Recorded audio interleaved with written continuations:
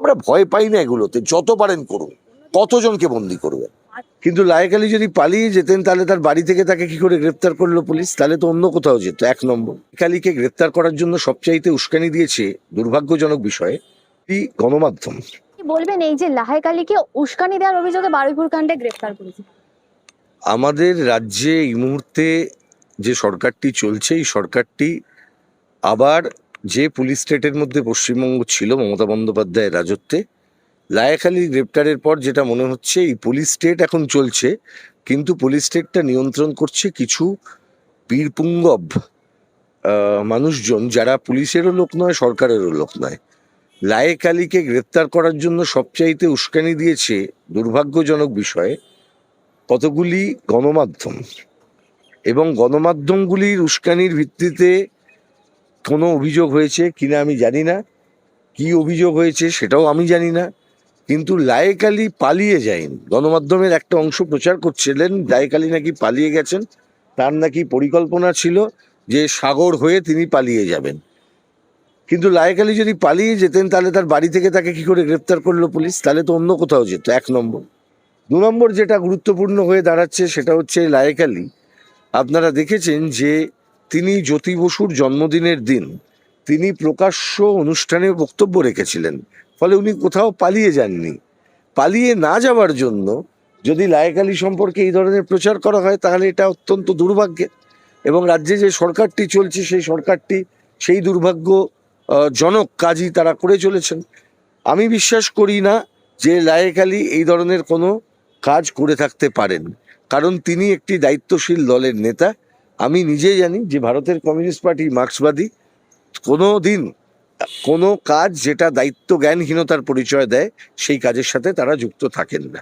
কিন্তু দুর্ভাগ্য হলেও এটা সত্যি যে এই মুহূর্তে কেন্দ্র রাজ্য মিলিয়ে আজকে যে ধরনের পরিকল্পনা চলছে কমিউনিস্ট পার্টির বিরুদ্ধে, কমিউনিস্ট মতাদর্শের বিরুদ্ধে, এবং আপনি দেখবেন গতকাল আমি হেমন্ত বিশ্ব শর্মার একটা সাংবাদিক সম্মেলন দেখছিলাম যে আসামে এসএফআই দেয়াল লিখতে যাতে না পারে, এসএফআই কে দেওয়াল লিখতে দেওয়া যাবে না, বামপন্থীদের দেওয়াল লিখতে দেওয়া যাবে না, বামপন্থীরা রাজনীতি করবে না।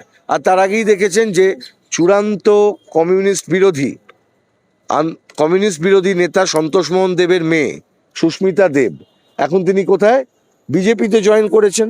হেমন্ত বিশ্ব শর্মার সঙ্গে, শুভেন্দু অধিকারীর সঙ্গে তাদের পায়ে পড়ে তারা নাকি রাজনীতি করবেন তিনি। কিন্তু স্বাভাবিক, এটাই স্বাভাবিক ছিল। মমতা বন্দ্যোপাধ্যায় তো এটাই কন্ট্রিবিউশন, দুনিয়ার যারা কমিউনিস্ট বিরোধী তাদেরকে এক জায়গায় জড়ো করা। সন্তোষ মোহন দেবের মেয়ে সুস্মিতা দেব তিনি গেছেন, এখন তিনি জয়েন করছেন, সরাসরি বিজেপি হয়ে গেছেন। তাই বুঝতে পারছেন তো কাটলিটা কোথায় হচ্ছে। আজকে এই পূর্ব ভারতকে নিয়ন্ত্রণ করা, পূর্ব ভারতে বামপন্থী আন্দোলনকে দুর্বল করা, সেই বামপন্থী আন্দোলন সম্পর্কে একটা ভয়ভীতির পরিবেশ তৈরি করার জন্য চেষ্টা করা হচ্ছে। এটা বুঝতে পেরেছেন যে বামপন্থীরা ছাড়া এই মুহূর্তে আর কেউ বিরোধিতা করছেন না। এদেরকে বর্জন করা প্রয়োজন।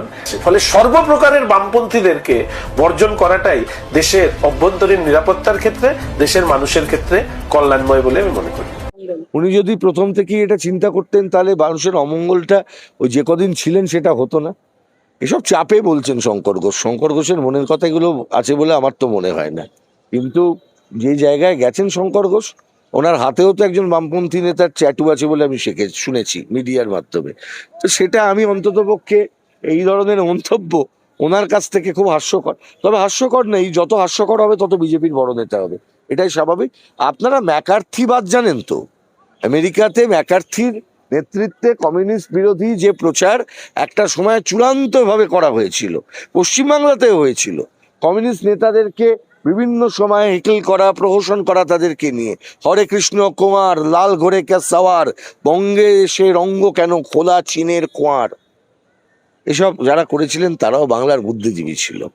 তারা করেছিলেন একটা সময় ভারত চীন যুদ্ধের পরিপ্রেক্ষিতে, হরে কৃষ্ণ কুমার, লাল ঘোড়ে কা সওয়ার, বঙ্গে এসে রঙ্গ কেন খোলা চীনের খোঁয়ার। আমাদেরকে পার্টিকে বলা হতো চীনের দালাল ৬২ যুদ্ধের পর।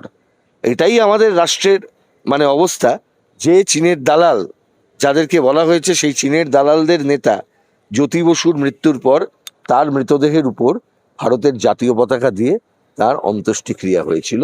সেটা কিন্তু এই রাষ্ট্রই দিয়েছিল। যাদেরকে বলেছেন কমিউনিস্ট পার্টির নিষিদ্ধ করে দেবো, কালকে কি একজন বলেছেন কমিউনিস্ট পার্টি নিষিদ্ধ করে, আমি একটু বলে রাখি কমিউনিস্ট পার্টি সব নিষিদ্ধ হতে ভয় পায় না।